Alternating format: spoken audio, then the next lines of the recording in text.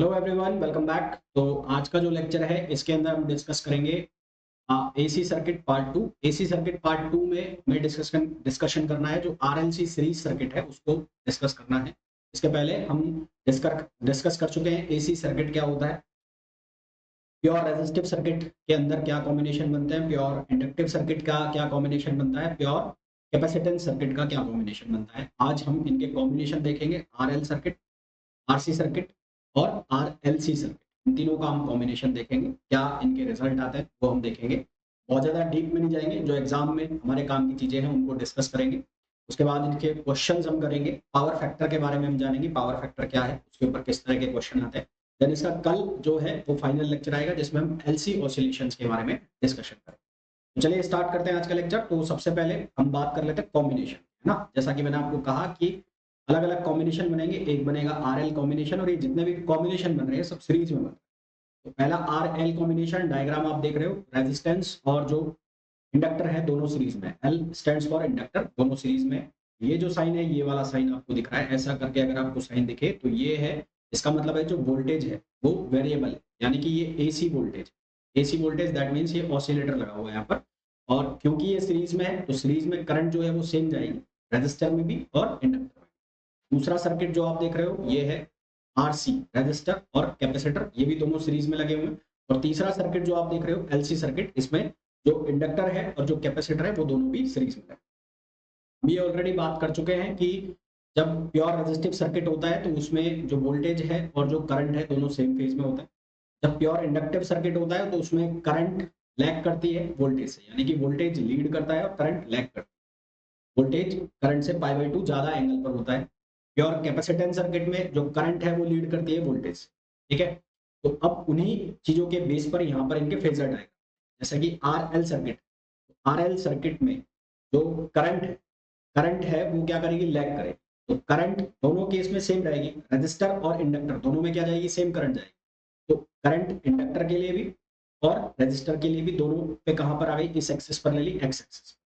क्योंकि रजिस्टर के केस में करंट और जो वोल्टेज है दोनों सेम फेज में है, तो इसलिए वी आर, वी आर का मतलब है voltage in resistance, V R और आई दोनों सेम एक्सिस के ऊपर आ रहे हैं। और इंडक्टर में जो वोल्टेज है वो करंट से पाई बाई टू एंगल पर ज्यादा होती है, तो इसलिए यहाँ पर जो इंडक्टर की वोल्टेज है वी एल, उसको पाई बाई टू एंगल पर घुमा के बनाया।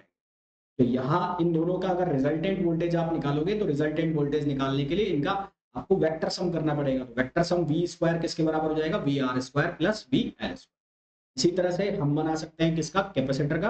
कैपेसिटर के केस में वोल्टेज पीछे होती है, यानी कि वोल्टेज लैग करती है किससे, करंट से, पाई बाई टू। तो यहाँ पर वीसी जो है आप देख रहे हैं कि नेगेटिव वाई में आ गया, और जो वी आर और आई है वो सेम एक्सेस पर आ गया। तो यहाँ पर भी वैल्यू तो वही आएगी, पर इंडक्टर के केस में वोल्टेज आगे चला गया, कैपेसिटर के केस में वोल्टेज पीछे आ गया। अब एलसी सर्किट के केस में, एलसी सर्किट में करंट दोनों में सेम जा रहा है क्योंकि सीरीज में। अब करंट लीड करेगा, करंट लैग करेगा किसके केस में, इंडक्टर के केस में। तो वोल्टेज 92 एंगल पर आगे चला। और कैपेसिटर के केस में करंट लीड करेगा, तो करंट लीड करेगा तो वोल्टेज कहां चला जाएगा, पीछे, तो वोल्टेज चला गया पीछे। तो नेट वोल्टेज अब इन दोनों का एल्जेब्रिक समेशन होगी, या तो वो हो सकता है VL माइनस VC। तो VL माइनस VC होगा तो उस केस में वोल्टेज जो ज्यादा होगी किसकी, इंडक्टर की, यानी कि इंडक्टर लीड करेगा, इंडक्टर जो है वो डोमिनेट करेगा सर्किट। और अगर VC की वैल्यू ज्यादा हो गई तो इक्वेशन लिखी जाएगी VC minus VL, that means कि कैपेसिटर डोमिनेट करेगा, ठीक है। तो ये मैंने आपको बताया कि यहाँ पर जब आर एल सर्किट पढ़ रहे हो तो वोल्टेज लीड कर रहा है करंट से, जब आप आर सी सर्किट पढ़ रहे हैं तो उसमें वोल्टेज लैग कर रहा है किससे, करंट से। और जब एलसी सर्किट पढ़ा तो उसके दो केस हुए, यानी कि जब एक्स सी की वैल्यू ज्यादा है, यानी कि जब कैपेसिटेंस ज्यादा है तो उस केस में वोल्टेज लैग कर रहा है करंट से। और जब जो वी एल की वैल्यू ज्यादा है या एक्स एल की वैल्यू ज्यादा है तो वोल्टेज लीड कर रहा है करंट से। मैंने ऑलरेडी आपको बता दिया है कि एक्स एल क्या होता है, एक्स सी क्या होता है। एक्स एल के बारे में हमने बात की थी कि उसको हम बोलते हैं इंडक्टिव रिएक्टेंस, एक्स सी की हमने बात की थी उसको हम बोलते हैं कैपेसिटिव रिएक्टेंस। एक वर्ड आता है इम्पीडेंस, इम्पीडेंस का मतलब होता है वो जैसे कि रेजिस्टेंस का काम होता है जो करंट को अपोजिशन प्रोवाइड कराता है, करंट को अपोज करता है, उसी तरह से अब ये दोनों जो एलिमेंट है या तीनों एलिमेंट है, इन तीनों एलिमेंट का एल्जेब्रिक सम मिलकर इम्पीडेंस बनता है। तो आरएल सर्किट के अंदर इस इम्पीडेंस की वैल्यू होगी under root R square plus XL square. RC circuit के अंदर इसकी वैल्यू होगी under root R square plus XC square, और जो LC सर्किट है उसके अंदर इसकी वैल्यू होगी mod XL minus XC. Mod क्यों लगाया, अगर XL ज्यादा होगा तो XL माइनस एक्सी हो जाएगा, और अगर XC ज्यादा होगा तो ये हो जाएगा XC माइनस XL। बहुत कम फ्रिक्वेंसी जब होगी, जब फ्रिक्वेंसी बहुत लो होगी, तो उसके इसमें XL की वैल्यू को हम कहाँ अप्रोच करा देंगे, जीरो। XL की वैल्यू को हम कहाँ अप्रोच करा देंगे, जीरो, तो Z किसके बराबर हो जाएगा, R। इसी तरह से Z प्योर कैपेसिटेंस के केस में किसके बराबर हो जाएगा, XC, और LC सर्किट के केस में भी Z किसके बराबर हो जाएगा, XC। बहुत हाई फ्रिक्वेंसी जब होगी, हाई फ्रिक्वेंसी के ऊपर Z अप्रोच करेगा XL को, हाई फ्रिक्वेंसी के ऊपर प्योर कैपेसिटेंस में Z अप्रोच करेगा किसको, R। Z अप्रोच करेगा R। ऐसा क्यों, क्योंकि देखो XC बराबर होता है किसके, 1/ओमेगा C। ओमेगा की वैल्यू क्या होती है, ओमेगा की वैल्यू होती है 2πfc। 2πfc फ्रिक्वेंसी बहुत हाई है, बहुत हाई है, तो इसकी वैल्यू क्या हो जाएगी, बहुत लो हो जाएगी, बहुत लो हो जाएगी, तो इसको हम नेगलेक्ट कर देंगे। तो हमारे पास क्या आ जाएगा, Z इक्वल्स टू R। यहाँ पर XL किसके बराबर होता है, ओमेगा L, तो फ्रिक्वेंसी के डायरेक्टली प्रोपोर्शनल हो गया। फ्रिक्वेंसी हाई तो XL की वैल्यू क्या होगी, इंक्रीज, यानी कि Z किसके बराबर हो जाएगा, XL के।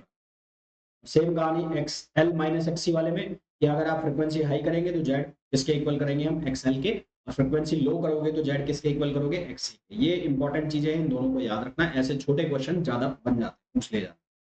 फिर हम सीरीज LCR सर्किट की बात करें, यानी कि तीनों एलिमेंट्स जो हैं, रजिस्टर, कैपेसिटर और इंडक्टर, तीनों को लगा दिया सीरीज। तो सबसे पहले तो यहाँ पर हमने लगाया किरचॉफ वोल्टेज लॉ, और किरचॉफ वोल्टेज लॉ से हमने ये इक्वेशन बना ली, LdI/dt minus IR minus Q/C। Current की वैल्यू हमने बेसिकली लिखी है, वोल्टेज लिखा है। तो उसके बाद जो यहाँ पर ये वोल्टेज है, ये कौन सा है, ये है ऑल्टरनेटिंग है, यानी कि वोल्टेज लगातार चेंज कर रहा है, ऑसिलेटर लग रहा है, तो इसको हमने हार्मोनिक फंक्शन की फॉर्म में ले लिया, EM sin ओमेगा। यहाँ पर हमें रेजिस्टेंस चाहिए, यानी कि इम्पिडेंस चाहिए, तो इम्पिडेंस यहाँ पर किसके बराबर होगा, under root R square plus XC minus XL का होल स्क्वायर। अब ये चाहे आप XL माइनस XC लिख लो और चाहे XC माइनस XL लिख लो, क्योंकि उसका स्क्वायर है तो वैल्यू हमेशा क्या आएगी, पॉजिटिव आएगी। तो यहाँ पर मैक्सिमम करंट हमें निकालना, मैक्सिमम करंट किसके बराबर होगा, EM अपॉन Z। Z की वैल्यू हमारे पास ऑलरेडी है, तो EM अपॉन Z हो जाए। ये जो ट्राइंगल बना हुआ है, इस ट्राइंगल को ध्यान रखना, यहाँ से आपके अच्छे खासे क्वेश्चन निकल सकते हैं, कि ये पूछ लिया जाए कि जो रिजल्टेंट बनेगा या जो इम्पिडेंस है वो क्या एंगल बनाएगा। ये इम्पिडेंस हो गया Z, ये वैल्यू हो गई XC माइनस XL, और ये हो गया R, और ये एंगल हो गया फाई। तो tan फाई की वैल्यू किसके बराबर हो जाएगी, XC minus XL upon R, या इसको आप ऐसे भी लिख सकते हो VCM minus VLM upon VRM, voltage के फॉर्म में। अब यहाँ पर दो कंडीशन बनती है, यदि पहले केस में XC की वैल्यू ज्यादा हो गई XL से, तो ऑब्वियस सी बात है कि जो फाई है वो पॉजिटिव आएगा। फाई पॉजिटिव आ गया और XC ज्यादा हो गया तो सर्किट कहलाएगा कैपेसिटिव सर्किट। कौन सा सर्किट कहलाएगा, कैपेसिटिव सर्किट। और कैपेसिटिव सर्किट में करंट लीड करती है किससे, वोल्टेज से। अगर XC की वैल्यू XL से कम हो गई, XC की वैल्यू XL से कम हो गई, तो फाई की वैल्यू क्या हो जाएगी, नेगेटिव। फाई की वैल्यू नेगेटिव हो गई तो सर्किट कैसा हो जाएगा, इंडक्टिव हो जाएगा। इंडक्टिव हो जाएगा तो इंडक्टिव सर्किट में वोल्टेज लीड करता है किससे, करंट से।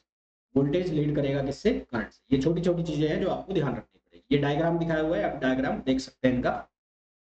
फिर आती है कंडीशन रेजोनेंस की। रेजोनेंस की कंडीशन केवल और केवल LCR सर्किट के अंदर होती है। ये LCR सर्किट के अंदर होगी, ध्यान रखना, ये RL सर्किट में नहीं होगी, RC सर्किट में नहीं होगी। ये केवल और केवल LCR सीरीज सर्किट या LCR पैरेलल सर्किट, वो दो अलग कंडीशन बनती है पैरेलल सर्किट की भी। अभी हम पढ़ रहे हैं सीरीज सर्किट, तो सीरीज सर्किट में आपको ये मिलेगी किसकी कंडीशन, जो रेजोनेंस की। तो the condition in which the impedance of series LCR circuit is minimum. Impedance मतलब Z की वैल्यू जिस कंडीशन में मिनिमम हो जाएगी, तो उसको हम क्या कहते हैं, उसको हम कहते हैं रेजोनेंस की कंडीशन। और इस कंडीशन में जो करंट है उसकी वैल्यू क्या हो जाएगी, मैक्सिमम। करंट की वैल्यू मैक्सिमम कितनी हो गई, IM equals to EM upon R। अब इम्पीडेंस की वैल्यू मिनिमम का मतलब क्या होता है, इम्पीडेंस हमारे पास जो है वो कितना लिखा हुआ है, वो लिखा हुआ है R square plus XC minus XL और इसका स्क्वायर है। तो रेजोनेंस की कंडीशन में XC किसके इक्वल हो जाएगा, XL के। तो Z मिनिमम जो है उसकी वैल्यू किसके इक्वल हो जाएगी, R। तो Z मिनिमम की वैल्यू किसके बराबर होगा, R के, तो करंट हो जाएगी मैक्सिमम। अब ये जो कंडीशन है जिसको हम रेजोनेंस की कंडीशन बोल रहे हैं, तो रेजोनेंस में XC equals to XL। XL किसके इक्वल होता है, ओमेगा L, और XC किसके इक्वल होता है, 1 अपॉन ओमेगा C। तो इसको जब हम सॉल्व करेंगे तो यहाँ से ओमेगा की वैल्यू में बनती है 1 upon under root LC, 1 upon under root LC। अगर आप फ्रीक्वेंसी निकालना चाहे तो ओमेगा को आप लिख सकते हैं 2πf, तो यहाँ से फ्रीक्वेंसी निकल जाएगी 1 अपॉन 2π अंडर रूट। फिर मैंने आपको ऑलरेडी ये बता ही दिया है कि रेजोनेंस आरएल और आरसी सर्किट के अंदर नहीं होगा, ये केवल सीरीज अभी जो हम पढ़ रहे हैं उसके अकॉर्डिंग सीरीज एनसीआर सर्किट में। एक इंपॉर्टेंट टर्म आता है sharpness of resonance. Sharpness of resonance को हम डिफाइन करते हैं ओमेगा नॉट, यानी कि रेजोनेंस वाली फ्रीक्वेंसी या बेसिक जो फ्रीक्वेंसी होती है हमारी रेजोनेंट फ्रीक्वेंसी ओमेगा नॉट, को डिवाइड करते हैं हम टू डेल्टा ओमेगा।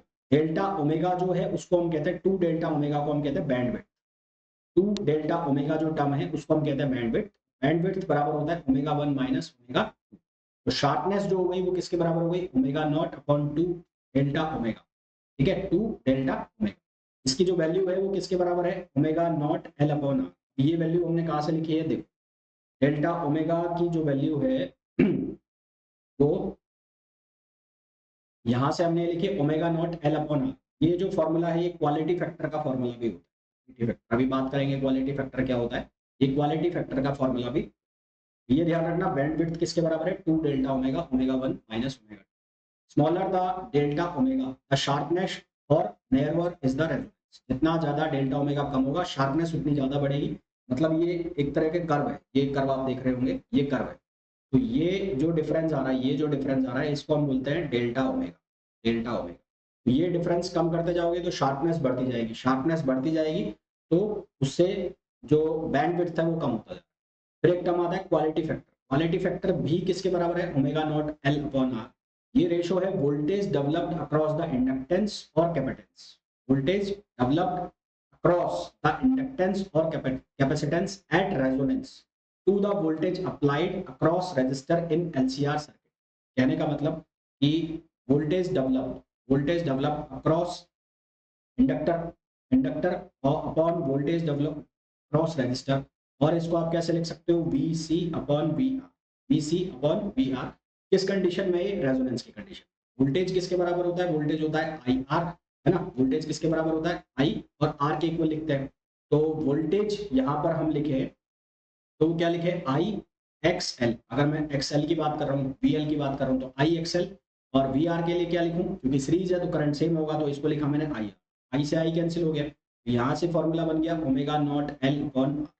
इसी तरह से अगर आप इसको किसके फॉर्म में लिखना चाहते हैं, वीसी अपॉन आर के फॉर्म में लिखना चाहते हैं तो वीसी अपॉन आर के फॉर्म में क्या लिखा जाएगा, I X C upon I are.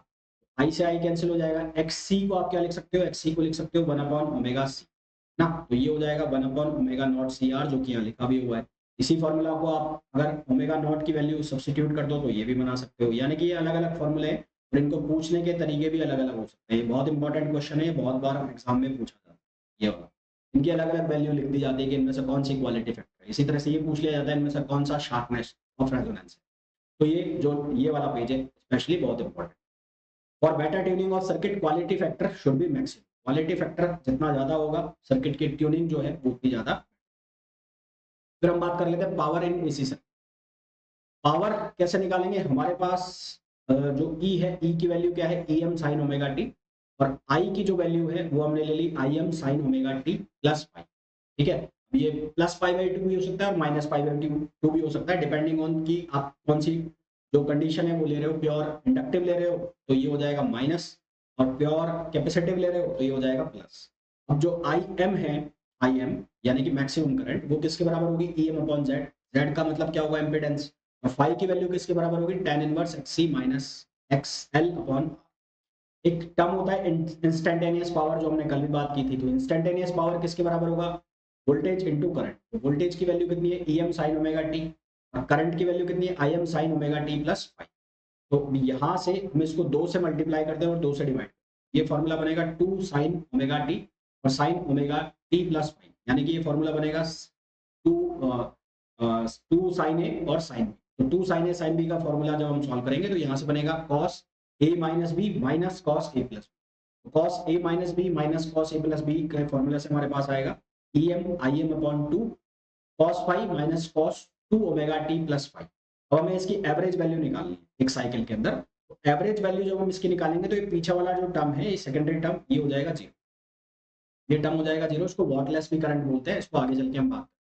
तो ये जो टर्म है ये हो जाएगा जीरो। तो हमारे पास एवरेज साइकिल के अंदर जो पावर बचेगी वो बचेगी E M I M upon two cos.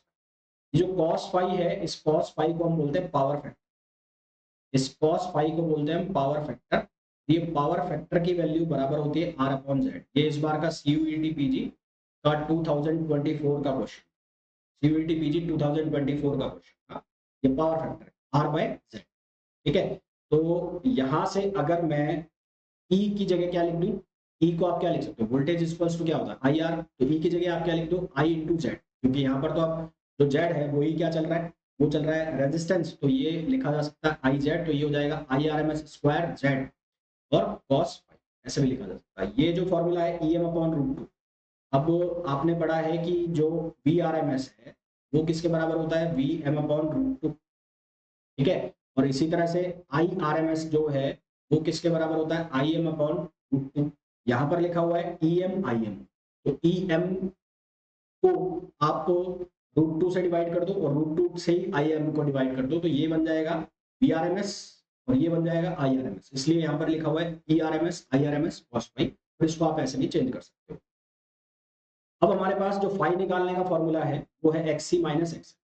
तो यदि मैं कह दूं रेजोनेंस की कंडीशन, रेजोनेंस की कंडीशन जिसमें XC और XL इक्वल हो जाए, XC XL इक्वल हो जाएगा तो tan इनवर्स 0, और tan इनवर्स 0 कब होगा, जब फाई की वैल्यू क्या होगी 0, यानी कि प्योर रेजिस्टिव सर्किट है। प्योर रेजिस्टिव सर्किट के लिए जो फाई है वो 0 हो गया, तो cos 0 की वैल्यू क्या होती है 1, पावर फैक्टर कितना हो जाएगा 1। तो रेजिस्टिव सर्किट जो है उसके लिए जो प्योर रेजिस्टर होता है उस केस में cos फाई जो है वो कितना हो जाता है 1 हो जाता है। और मैक्सिमम पावर डिसिपेशन होगा, क्या होगा, मैक्सिमम पावर डिसिपेशन कहां पर होगा, प्योर रेजिस्टिव सर्किट के। उसके अलावा अगर मैं प्योर इंडक्टिव की बोलूं या मैं बोलूं प्योर कैपेसिटेंस, प्योर इंडक्टिव के केस में चाहे प्योर कैपेसिटेंस के केस में जो पावर जो वोल्टेज और जो करंट है उन दोनों के बीच में π/2 एंगल होगा, तो cos π/2 की वैल्यू हो जाएगी 0। प्योर इंडक्टिव के लिए या प्योर कैपेसिटेंस के लिए, प्योर इंडक्टिव के लिए या प्योर कैपेसिटेंस के लिए पावर फैक्टर की वैल्यू कितनी हो जाएगी 0, प्योर कैपेसिटेंस और प्योर इंडक्टिव के लिए ना। ये किसके लिए, प्योर एल और सी, प्योर एल और सी के लिए पावर फैक्टर 0 हो जाएगा। पावर फैक्टर 0 हो जाएगा तो पावर डिसिपेशन कितना हो जाएगा, 0 हो जाएगा, है ना। तो पावर डिसिपेशन जो है वो कितना हो जाएगा, 0 हो जाएगा प्योर इंडक्टिव और प्योर कैपेसिटेंस। तो एलसीआर सीरीज सर्किट की अगर हम बात करें तो सीरीज सर्किट में पावर डिसिपेशन के लिए में फाई की वैल्यू चाहिए। फाई की वैल्यू क्या है, tan inverse XC minus XL upon R। तो फाई में भी non zero in RL circuit, RC circuit और एलसी सर्किट, आरएलसी सर्किट, ठीक है। फाई में भी non zero in RL, RC और RCL circuit. Even in such cases power is dissipated only in resistor. Power dissipation जो होगा वो किसमें होगा, रेजिस्टेंस में होगा। रेजोनेंस की कंडीशन में जो पावर डिसिपेशन है वो होगा ही होगा, क्योंकि एक्सी और एक्सएल क्या हो जाएंगे, इक्वल हो जाएंगे। cos फाई कितना हो जाएगा वहां पर 1। रेजोनेंस की कंडीशन में केवल पावर डिसिपेशन होगा, वो मैक्सिमम। ये इस बार का CUET PG 2024 का भी क्वेश्चन था, शायद गलत क्वेश्चन आया था। वहां पर ये पूछा था कि एक RLC सीरीज सर्किट के लिए पावर फैक्टर की वैल्यू क्या होती है। उन्होंने वहां पर ये डिफाइन नहीं किया कि रेजोनेंस, क्योंकि अगर रेजोनेंस डिफाइन करोगे तो पावर फैक्टर बने, उसके अलावा उसकी कुछ भी वैल्यू हो सकती है। प्योर इंडक्टर का जो केस है वो अलग है, प्योर कैपेसिटेंस का केस है वो अलग है ना। आरएलसी सर्किट में पावर फैक्टर 1 केवल तभी बनेगा जब रेजोनेंस की कंडीशन है, उसके अलावा उसकी कुछ भी वैल्यू हो सकती है। नेक्स्ट क्वेश्चन का, नेक्स्ट टॉपिक पे, सॉरी, चॉक कॉइल।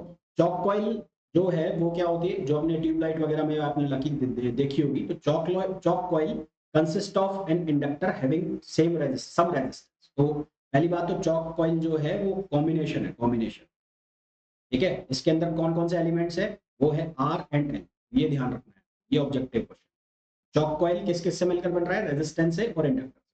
रेजिस्टेंस और इंडक्टर से मिलकर बन रहा है तो इसका इंपीडेंस होगा, वो इंपीडेंस कितना होगा, under root X L square plus R square, और एक्सएल किसके बराबर होता है, ओमेगा स्क्वायर ओमेगा एल, तो वो हो जाएगा omega square L square.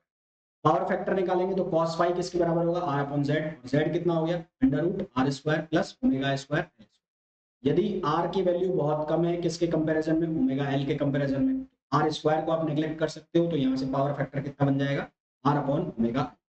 Power absorb by choke coil is very small.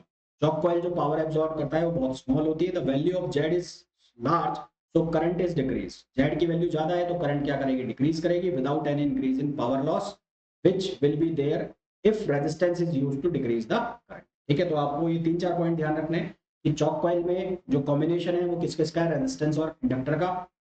Choke coil में जो इंपीडेंस है वो कितना है, पावर फैक्टर कितना है इसका, और ये जो पावर एब्जॉर्ब कर रही है वो कितनी का। फिर अब बात करते हैं क्वेश्चन। क्वेश्चन नंबर फर्स्ट में आपको बोला गया है, एक सर्किट डायग्राम दिखाया गया है, what will be the reading in the voltmeter. Voltmeter के अंदर क्या रीडिंग आएगी वो हमें बता। देखो यहाँ पर आपको ये वोल्टेज दी गई है, इसकी कितनी 200 वोल्ट है, और ये इसकी जो जो हर्ट्ज दिए गए हैं, कितने दिए गए हैं 100 हर्ट्ज। अब यहाँ पर जो नेट वोल्टेज है, तीन का कॉम्बिनेशन है, तो नेट वोल्टेज जो आएगा वो क्या आएगा, वो आएगा V R square plus V L minus V C, या आप इसको V C minus V L भी कर सकते हो। तो net voltage V R, R के अक्रॉस वोल्टेज आपको नहीं पता, तो आपने वी आर लिख लिया। अब वी एल, इंडक्टर के अक्रॉस जो वोल्टेज है वो कितनी है 100, और कैपेसिटर के अक्रॉस जो वोल्टेज है वो भी कितनी है 100, तो ये तो एक दूसरे को कैंसिल करेंगे, यानी कि V किसके बराबर बचना है, वी आर। वी कौन सा वोल्टेज है, नेट वोल्टेज, और नेट वोल्टेज आपको कितना दे रखा है, वो दे रखा है 200।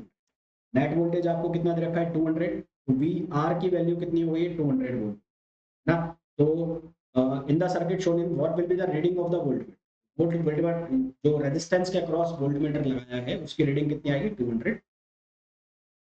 तो आंसर कितना आएगा 200।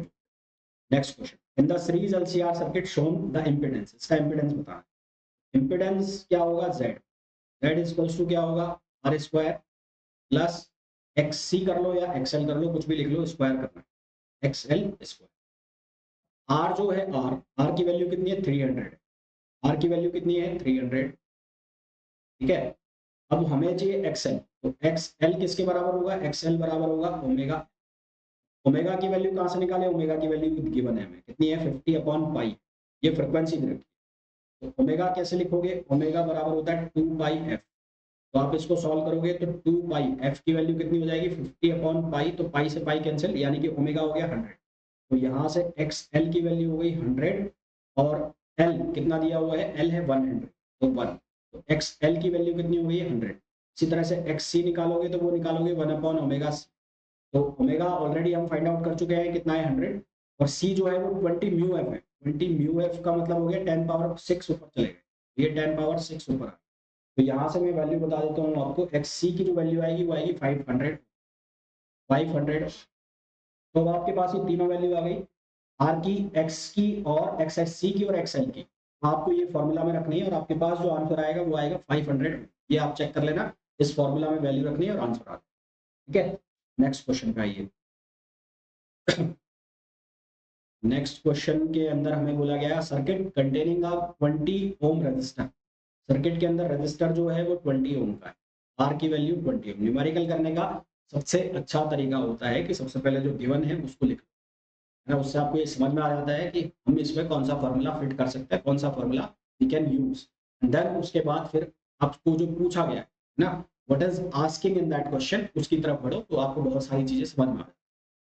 कैपेसिटर दिया है, कैपेसिटर की वैल्यू कितनी है 0.1 म्यू, सीरीज में कनेक्टेड है, और वोल्टेज जो सप्लाई है वी आरएमएस वोल्टेज होता है ये, और ये कितना है 230 वोल्ट। एंगुलर फ्रीक्वेंसी की जो वैल्यू है, एंगुलर फ्रीक्वेंसी मतलब ओमेगा, उसकी वैल्यू दी है 100 रेडियन पर second. The impedance of the circuit, impedance बताना है आपको, इम्पीडेंस मतलब जेड की वैल्यू तो क्या बताना है, जेड बताना। तो जेड किसके बराबर होगा, कौन सा सर्किट हो गया, ये हो गया आरसी सर्किट। आरसी सर्किट में ये R square plus X C square, R square plus X C square, तो एक्स सी की वैल्यू आपको निकालनी है। एक्स सी किसके बराबर होगा 1/ओमेगा सी, 1/ओमेगा, ओमेगा कितना दिया है 100, 100, और सी की वैल्यू है 0.1 म्यू एफ, म्यू एफ का मतलब 10⁻⁻6। इसको जब सिंप्लीफाई करोगे तो यहाँ से आपके पास जो वैल्यू आएगी वो कितनी आएगी, ओमेगा सी, यहाँ से आप एक्स सी निकाल लेंगे, तो ये 10⁻⁻4, ये 10⁻⁻4, और ये 10 यहाँ से काट दो, 10⁻5, तो ये आ जाएगा 10⁻5। एक्स सी की वैल्यू आ गई है, और ये वैल्यू आ गई आर की। तो यहाँ पर आपको आर की वैल्यू रखनी है और एक्स सी की वैल्यू रखनी है, ठीक है। इसको जब सॉल्व करोगे तो आंसर आपके पास आएगा 10⁻5, 10⁻5 के आसपास ही आएगा, क्योंकि इसके कंपैरिजन में आर की वैल्यू बहुत कम हो जाएगी, वो आपको नेगलेक्ट करके निकालनी पड़ेगी। तो आंसर आ जाएगा 10⁻5। फिर नेक्स्ट क्वेश्चन पे आओ। नेक्स्ट क्वेश्चन में रजिस्टर दिया है कितना है 0.2 किलो, कैपेसिटर दिया है 15 म्यू एफ और कनेक्टेड इन सीरीज 220 वोल्ट और 50 हर्ट्ज। क्वेश्चन तो ये भी वैसा ही इम्पीडेंस निकालना है, पर यहाँ पर थोड़ी सी मेहनत ज्यादा करनी है। इसमें आपको 2πfc ये लगाकर आपको क्या निकालना है, इसका xc की वैल्यू निकाल। 2 पाई की वैल्यू 3.14, एफ की वैल्यू कितनी रखोगे 50 और सी की जो वैल्यू रखोगे वो रखोगे 15 इंटू 10⁻⁻6। हालांकि इस टाइप के क्वेश्चन कभी नहीं आएंगे जो मैं करा रहा हूँ, इसमें बहुत लंबी कैलकुलेशन चाहिए, है ना। कैलकुलेटर शायद अलाउ नहीं होंगे इन एग्जाम्स में, तो शायद ये इस तरह के क्वेश्चन आपको ना देखें। हाँ, बाकी जो जिन एग्जाम्स में कैलकुलेटर लागू होते हैं वहां पर आपको ये आराम से देखने को मिलेगा। तो एक्स सी की वैल्यू जो है वो आ जाएगी 212 ओम, और इसके बाद रजिस्टर आपको दिया ही हुआ है, ये रजिस्टर की वैल्यू दी हुई है। बस आपको निकालना क्या है, इम्पीडेंस। इम्पीडेंस का फॉर्मूला कितना, R square plus X C square, और खत्म क्वेश्चन। आंसर आपके पास जो आएगा वो आएगा 291.5। नेक्स्ट क्वेश्चन का ये नेक्स्ट क्वेश्चन में बोला है, as the frequency of an AC circuit increases the current first increase and then decrease. Current पहले इंक्रीज हो रहा है, फिर क्या हो रहा है, डिक्रीज हो रहा है। What combination of circuit element is most likely to comprise the circuit? As the frequency of AC circuit increase, frequency जैसे जैसे increase हो रही है, the current first increase, current पहले increase हो रहा है और then decrease हो रहा है, ठीक है। तो frequency और resistance का हम impedance का अगर रिलेशन देखें, करंट पहले इंक्रीज हुआ तो करंट किसके बराबर हो रहा है, करंट हमारा पहले इंक्रीज हो रहा है, तो करंट पहले इंक्रीज कब होगा, यदि इंपीडेंस की वैल्यू डिक्रीज होगी। करंट इंक्रीज हो सकता है यदि इंपीडेंस क्या हो, डिक्रीज हो। एक मिनट, करंट इंक्रीज होगा यदि इंपीडेंस डिक्रीज हो, और फिर करंट डिक्रीज होगा यदि इंपीडेंस इंक्रीज हो, है ना। तो ये डायग्राम बनाना है। तो ये इंपीडेंस का और फ्रिक्वेंसी का अगर हम डायग्राम बनाएं, इंपीडेंस और ये हो गई फ्रिक्वेंसी, तो इंपीडेंस और फ्रिक्वेंसी का डायग्राम बनाओगे तो ये कुछ इस तरह का डायग्राम होता है। इस तरह ये जो कंडीशन होती है रेजोनेंस की कंडीशन होती है, nu equals to nu R, ये रेजोनेंस की कंडीशन। यहाँ पर आप देखो कि जब फ्रिक्वेंसी बढ़ रही है तो इम्पीडेंस की वैल्यू पहले क्या हो रही है, डिक्रीज हो रही है, फिर एक सर्टेन मिनिमम वैल्यू आई, तो इम्पीडेंस की वैल्यू जब डिक्रीज होगी तो करंट क्या होगी, इंक्रीज। और फिर जब फ्रिक्वेंसी की वैल्यू बढ़ रही है तो अब इम्पीडेंस बढ़ना चालू कर दिया, यानी कि करंट अब क्या हो रही है, डिक्रीज। ये कहाँ पर, ये डायग्राम जो हमें मिलता है, ये ग्राफ हमें मिलता है रजिस्टर, इंडक्टर और कैपेसिटर, यानी कि आरएलसी के केस में। ये मिलता है हमें आरएलसी के केस में। करेक्ट आंसर आ जाएगा इसका सी। नेक्स्ट क्वेश्चन में हमें बोला गया है, circuit consist of resistance of 10 ओम, 10 ओम का रेजिस्टेंस है, और कैपेसिटर ऑफ 0.1 है, 0.1 है, mu F. If an alternating EMF of 100 volt 50 hertz is applied, the current in the circuit is. Current निकालना है, तो करंट कैसे निकालेंगे, करंट निकलेगा I R M S equals to E R M S upon Z. कुल मिलाकर सबसे पहले तो वैल्यू निकालनी है जेड की, तो जेड किसके बराबर होगा, R square plus X C square. X C कैसे निकालोगे, जैसे अभी तक निकालते आए हो, यानी कि एक्स सी निकालने के लिए आपको करना पड़ेगा 1/2 पाई एफ और सी। एफ की वैल्यू आपको कितनी गिवन है, 50 हर्ट्ज, यहाँ से 50 हर्ट्ज, और जो कैपेसिटर की वैल्यू है वो 0.1 म्यू एफ। तो यहाँ से एक्स सी की वैल्यू मैं आपको बता रहा हूँ कितनी आएगी, वो आएगी 3.2 इंटू 10⁻4, 3.2 इंटू 10⁻4 ओम, ये एक्स सी की वैल्यू आएगी। और आर की वैल्यू आपको 10 ओम है, तो यहाँ से आप जेड की वैल्यू निकाल लोगे, और जेड की वैल्यू जो आएगी वो आएगी 3.2 इंटू 10⁻4 ही लिख लिया, 3.2 इंटू 10⁻4, इतनी ही वैल्यू आ जाएगी। ई आर एम एस की वैल्यू आपको दे रखी है 100 वोल्ट, ये 100 volt E R M S हो गया। जेड की वैल्यू आ गई 3.2 इंटू 10⁻, यहाँ से सॉल्व करोगे तो आपके पास जो आंसर आएगा वो आएगा 3.14 एम, 3.14। ठीक है, तो ये क्वेश्चंस प्रैक्टिस पे हैं, बाकी प्रैक्टिस करोगे तो फॉर्मूला अपने आप इनके बनते जाएंगे, फॉर्मूला अपने आप हो जाएंगे, दिक्कत नहीं है। नेक्स्ट क्वेश्चन में बोला है 200 volt AC source is fed to series LCR circuit, XL की वैल्यू 50 ओम है, एक्ससी की वैल्यू 50 ओम है, और आर की वैल्यू, पोटेंशियल ड्रॉप बताना है। तो सबसे पहले आप जेड निकालो। जेड कैसे निकालोगे, R square plus X C minus XL square. तो जेड की वैल्यू, आर की जो वैल्यू है 25 है, तो 25 का स्क्वायर करना है आपको। एक्स सी और एक्सएल दोनों की वैल्यू सेम है, यानी कि 50 माइनस 50 स्क्वायर। तो यहाँ से जेड की वैल्यू आ गई कितनी, 25। ठीक है, पोटेंशियल ड्रॉप बताना है, पोटेंशियल ड्रॉप। यहाँ पर जो सप्लाई दे रखी है वो 200 वोल्ट की सप्लाई दे रखी है। तो आप सबसे पहले निकाल लो आई आर एम एस, तो आई आर एम एस आ जाएगा कितना, V R M S over Z. तो I R M S V R M S की वैल्यू कितनी है 200 और जेड, ये जेड है जेड, और जेड की वैल्यू कितनी निकाली हमने 25, जेड की वैल्यू आ गई 25, तो ये हमारे पास आ गया 8 ampere potential drop across inductor, inductor के अक्रॉस पोटेंशियल ड्रॉप, तो वी एल कितना होगा, वी एल की वैल्यू होगी आई इंटू एक्सएल, आई कितना हो गया 8 और एक्सएल की वैल्यू कितनी है 50, तो 8 इंटू 5 4, तो 400 वोल्ट आंसर आ जाएगा, आंसर हमारे पास कितना आ जाएगा 400, ये आ गया 400 वोल्ट। नेक्स्ट क्वेश्चन में हमें बोला है 100 mu F capacitor in series, 100 mu F capacitor in series with a 40 ohm resistor connected to 100 volt 60 hertz supply, maximum current निकालना है।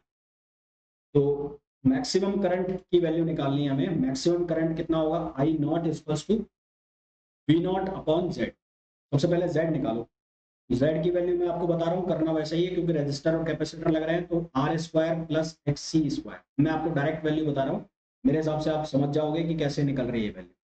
तो ये वैल्यू रखने के बाद आपके पास जो आंसर आएगा जेड का वो आएगा 48, जेड की वैल्यू आएगी 48, और आई की वैल्यू आप कैसे निकालोगे, वी नॉट अपॉन क्या करना है आपको, जेड करना है, वी नॉट की जो वैल्यू निकालनी है आपको, मैक्सिमम वैल्यू चाहिए आपको, वी नॉट चाहिए आपको अपॉन जेड। अब ये जो वैल्यू है, ये वैल्यू, ये आर एम एस वैल्यू, ये वी आर एम एस है, वी आर एम एस किसके बराबर होता है, V not upon root, V naught की वैल्यू कितनी हो जाएगी, V R M S into root, यानी कि 100 इंटू टू अपॉन ये कितना हो जाएगा 40, इसको जब सिंप्लीफाई करोगे तो आंसर आएगा 2.95, कितना आएगा 2.95 एम्पियर।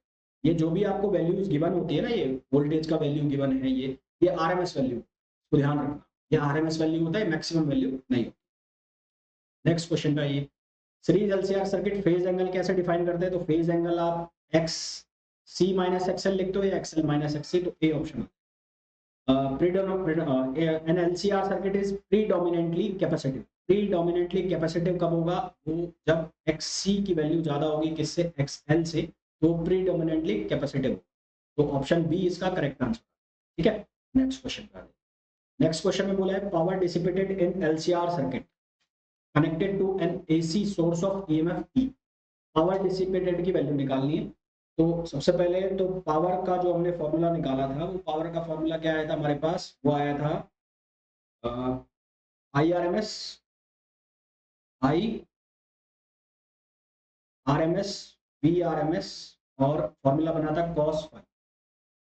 ठीक है, और फिर आई आर एम एस को हमने क्या लिख दिया था, वी आर एम एस को I R M S square लिख दिया, तो यहां से आप इसको वी को क्या लिख दो, वी आर एम एस को आई स्क्वायर लिख दो, आई को वी स्क्वायर अपॉन आर कर दो ना, V R M S upon R, ये हो जाएगा वी आर एम एस, और कॉस फाई जो है वो किसके बराबर, R upon Z, cos phi किसके बराबर, आर अपॉन जेड, गड़बड़ किया गया, V R M S Z square होगा ना, V R M S upon Z, इसको जेड करो, ये हो जाएगा जेड, तो फॉर्मूला हमारे पास बन जाएगा V R M S square into R upon Z, तो you need to find out value of Z, आपको जेड की वैल्यू निकाल, जेड की वैल्यू सीरीज एलसीआर सर्किट के लिए कैसे लिखते हैं हम, वो लिखते हैं R square plus omega L minus 1 upon omega C square, ऐसे लिखते हैं। तो ये वैल्यू हमें यहाँ पर सब्स्टिट्यूट करनी है, तो यहाँ पर ये वैल्यू सब्स्टिट्यूट करोगे तो V R M S square, ये बनेगा V R M S square R upon Z square, तो इसका जेड स्क्वायर करेंगे तो रूट हटेगा तो ये बनेगा R square plus omega L minus 1 upon omega C square. ठीक है, इसमें स्क्वायर, ये बन गया V R M S square. तो ऑप्शन चेक करो, कौन सा ऑप्शन बन रहा है, ये ऑप्शन बन रहा है डी, डी ऑप्शन बन रहा है, इसका जो करेक्ट आंसर आ जाएगा वो क्या आ जाएगा, D, right answer is. Next question, next question में बोला है a series LCR circuit with resistance 20 ohm or inductance 1.5 Henry and capacitance 35 mF is connected to a variable frequency of 200 volt AC supply. When the frequency of supply equals to the natural frequency of circuit, resonancy condition, the average power transferred to the circuit in one complete cycle. Average power निकाल, तो यहाँ पर natural frequency की बात कर दी, यानी कि बात हो रही है रेजोनेंस की condition, resonance condition of resonance, condition of resonance. तो रेजोनेंस की कंडीशन में जो पावर फैक्टर होता है cos फाई, उसकी वैल्यू हो गई 1। तो एवरेज पावर का जो हमारे पास फॉर्मूला है वो क्या है, VRMS IRMS cos फाई। तो cos फाई की वैल्यू हो गई है 1, तो ये बन गया VRMS और IRMS, ये फॉर्मूला बन गया। अब VRMS को आप क्या लिख सकते हो, इसको आप लिख सकते हो I इंटू जेड या R लिख सकते हो, क्योंकि रेजिस्टेंस प्योर जो रेजिस्टेंस है वो कंडीशन हो गई। और IRMS को आप लिख सकते हो V अपॉन R। तो मिला के ये फॉर्मूला जो है वो कुछ इस तरह से बन जाएगा, VRMS square upon Z. VRMS की वैल्यू आपको दे रखी है 200, ये 200 गिवन है। तो यहाँ से P एवरेज आप निकाल लो, तो ये 200 का आपने कर देना स्क्वायर, और Z की जो वैल्यू है वो Z की वैल्यू R के इक्वल होगी, यानी कि 20 हो गई। तो सॉल्व करोगे तो आंसर आ जाएगा 200 वॉट। तो answer is 200 watt, that is option B. Next question में आइए। नेक्स्ट क्वेश्चन में बोला है a series LCR circuit with resistance 22 ohm, L की वैल्यू 1.5 हेनरी एंड C की value 40 mu F, connected to a variable frequency 220 volt AC supply when the frequency of supply equal to the natural, यानी कि वही resonance की condition है। What is the average power transfer to the circuit in one complete cycle. Same question है, same सही question है।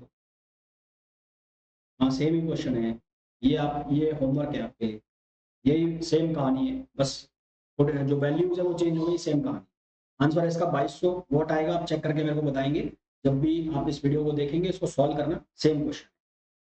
Next question, an alternating supply of 220 volt is applied across a circuit with resistance 22 and impedance 44।